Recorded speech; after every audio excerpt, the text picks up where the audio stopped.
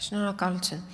Տիկին նախարար, դուք այստեղ հայտարարեցիք երկրի թիվ 1 ամբիոնից, որ ներկայացնում եք երկրի կարևորագույն ռեֆորմներից մեկը։ Բայց հետո ձեր խոսքում սկսում եք արդեն ինքնդ ձեզ հակասել, որ սա բոլորին չի վերաբերվում,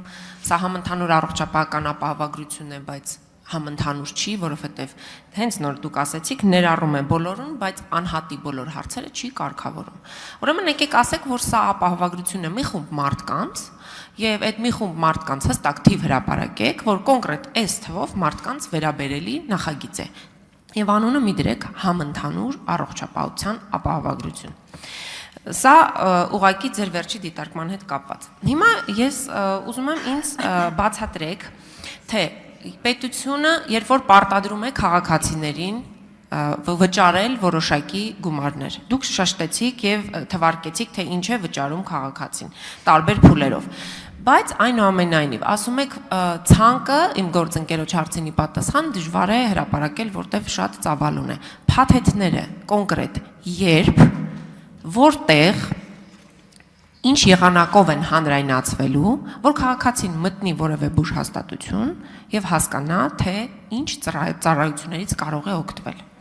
Երկրորդ,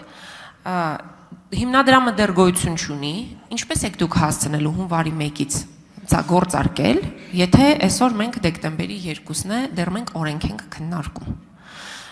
Պագը դուք դեռ չեք լուծարել։ Մինչդեռ աշխատանքային օրենսգրքով 2 ամիս շուտ պիտի ծանոթեք, արդյոք ծանոթությունները արդեն տրվել են եւ արդյոք այդ լուծարման գործընթացը մտել է որոշակի իրավական փուլի մեջ, որpիսի դա փոխարինի ըստ էության նոր հիմնադրամին։ Եվ ամենակարևոր հարցի պատասխանը, որ հիվանդանոցներն են, որ քաղաքացին հեշտ բացատրեք, որ քաղաքացին կարող է մտնել եւ ասել, որ ես եկել եմ ինձ օգտվելու ինձ օրենքով հասանելիք առողջապահական ապահովագրությունից։ Խնդրում եմ հստակ եւ մատչելի։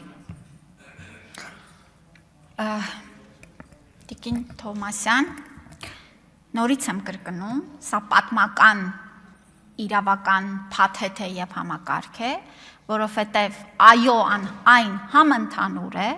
որովհետեւ ներառելու է Հայաստանի քաղաքացիներին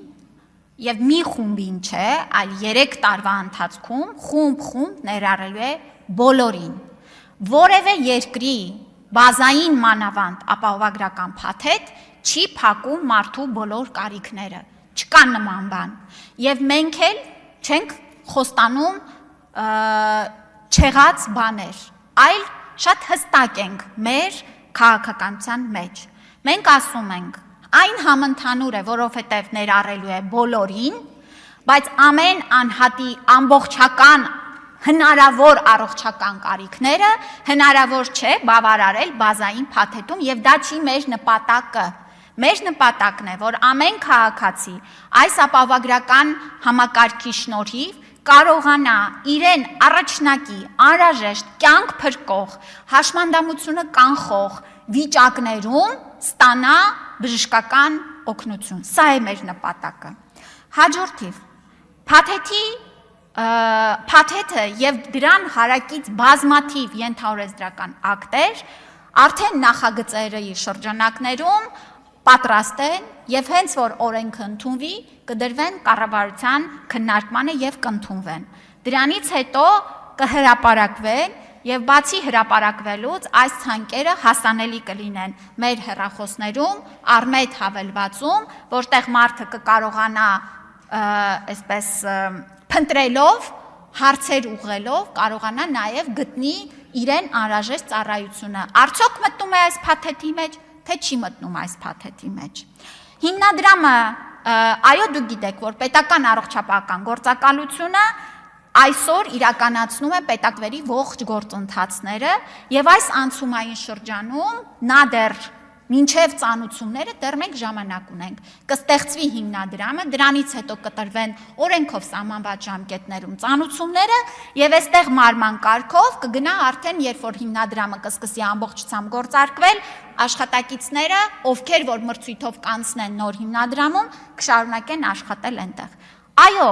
հարգելի գործընկերներ, նոր համակարգեր ներդնելիս մշտապես կան անցումային շրջաններ, որտեղ նախորդը եւ հաջորդը պիտի շատ համահունչ կերպով մարման կարգով անցում կատարեն։ Եվ սա է մեր մոտեցումը, որպեսզի մենք չունենանք նաեւ ընդհատումներ մեր պետական պատվերի, նոր կնքվող պայմանագրերի։ Հաջորդը կշարունակեմ, եթե արձագանքից հետո բժշկական կենտրոնների մասով հարցին կպատասխանեմ։ Համեցեք արձագանք։ Շնորհակալություն։ Ես ուզում եմ նաև պարզաբանեք ՊԱԳ-ի աշխատակիցները որպես քաղաքծառայողներ ինչ են լինելու, քան ես գիտեմ մոտավոր 100-ից ավել քաղաքացի է աշխատում, ինչ է լինելու նրանց ճակատագիրը, եթե դուք նրանց վերցնում եք պետական ռեզերվում, ապա դա պետության վրա ինչ բեռ է,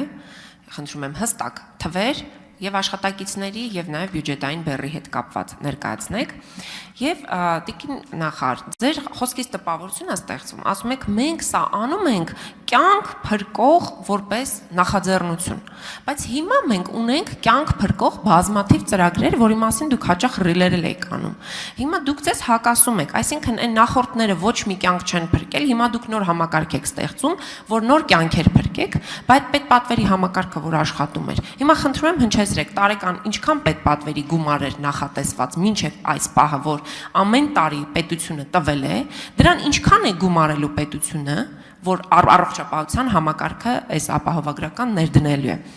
Եվ խնդրում եմ հստակ ասել, քաղաքացու կյանքում ինչ է փոխվելու։ Ես հիմա գիտեմ, որ ես գնացի առաջնային բուժօգնության օղակ ավարտում եմ։ Պոլիկլինիկայում ինձ որոշակի անվճար սպասարկում իրականացնում են։ Եվ դա մենք դրանից օգտվում ենք։ Հիմա իմ կյանքում եւ մյուսների կյանքում ինչ է փոխվելու։ Հարգելի տիկին Թովմասյան, շատ ծավեշտալի է, որ մինչև այս համակարգը պետական պատվերի մասին ինչ ասես ասում էինք, որ այն չի գործում մարդիկ, չեն օգտվում, կյանքերը չեն փրկվում։ Հիմա ստացվում է հենց ապահովագրական համակարգ ներդրում ենք, ստացվում է, որ վայ, այսինչի ենք մենք պետպատվերը հանելու։ Հարգելինս, իհարկե կյանքեր են փրկվել։ Եւ իհարկե 2018 թվականից հետո մեր պետական պատվերի շրջանակներում սպասարկվող դեպքերի թիվը